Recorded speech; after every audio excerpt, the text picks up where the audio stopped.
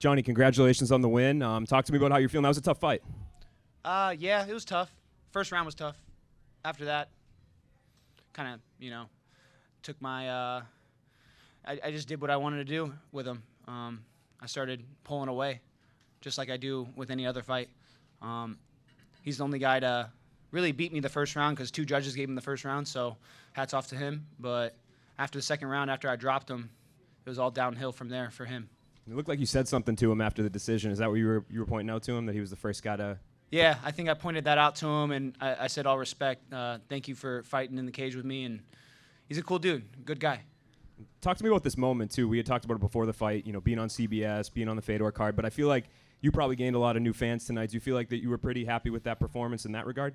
Yeah, I was pretty happy with the performance. I'm very critical of myself, so I'm gonna watch it back and I'm gonna pick at it and see things that I could have done better. There's definitely things I could have done better. I got hit. I don't want to get hit. The suplex probably could have been better. I'm just playing. That was a pretty good suplex. I could have been a little bit more exciting in a couple of the rounds, but sometimes it's a 25-minute fight, and I got a good gas tank, but, I'm just trying to go out there and win fights and be exciting, and I'm going to nitpick when I watch it back, and I'll get better from it.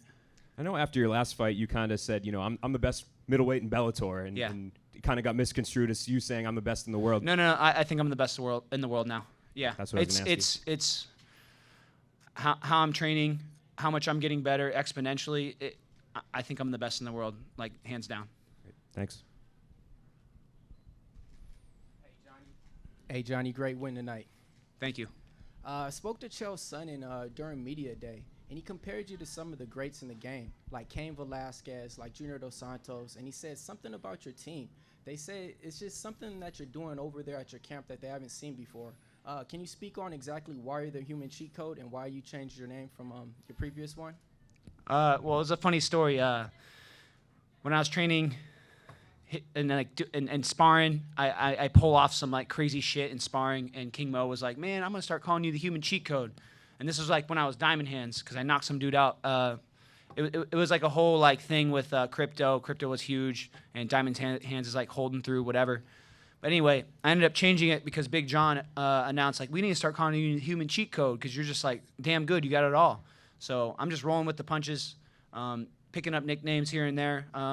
This ain't the last nickname. It's gonna keep changing. But yeah, I have the best team on the planet at American Top Team. My coaches, the training partners. I appreciate you, Dan. You gave me basically a playground to get better, and I appreciate that so much. And then one more thing. Scott Corker over at Bellator likes to do super fights. Would you ever entertain moving up to challenge for that 205 belt? Dude, I'll do whatever. I don't give a shit. I think I'm one of the best middleweights in the world. I am the best middleweight in the world. So I'm going to clear out this division, and then from there on, we'll figure something out. I'll do super fights. John, back here. Where? Oh, okay. What up? So the judges gave him the first 2 rounds. What was the talk in your corner, as far as strategy going into that 3rd round?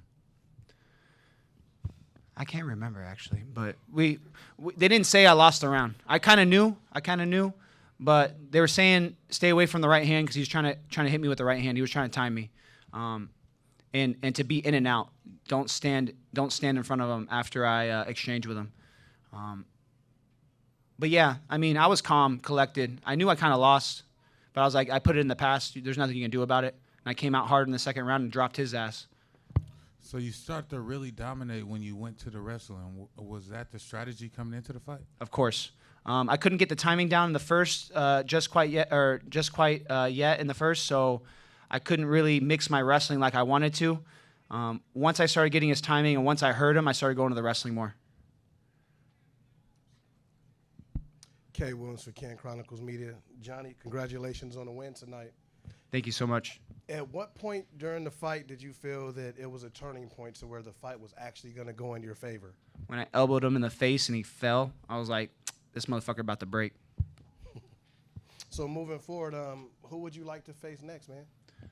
Well, it looks like in Paris, Mousasi and Edwards are going to fight, so I can give Mousasi that work again, and I would love to welcome Edwards. You know, I would love for him to try to fight me because I'll whoop his ass. Johnny, right over here. Congratulations on the win. Thank you. Where are you in terms of where you feel you are as a mixed martial artist? How much better can you get? 13 fights in here. Man, there's so much. There's so much I need to get better at. So this is just like I'm just scratching the surface. It's gonna be scary. Hey, Johnny, over here to your right, to your. Okay, I don't have my contacts in, so I can't see shit. But. It's all good. I don't know if it was the first or second round. You turned southpaw for maybe, I want to say 30 seconds or so. Why did you do that? Man, I don't know what I do. Like, I just fucking fight. I don't really think too much about it. I'm just in there moving and grooving, feeling it out. Maybe I'll switch stances. Maybe I'll throw elbows. Maybe I'll kick him in the face. I don't know. Whatever feels right, I'll do it. And then you were throwing some heavy bombs, and some of them were missing. How much cardio does that take out when you miss as opposed to when you're wrestling and taking them down? I'm the cardio king, so I don't get tired.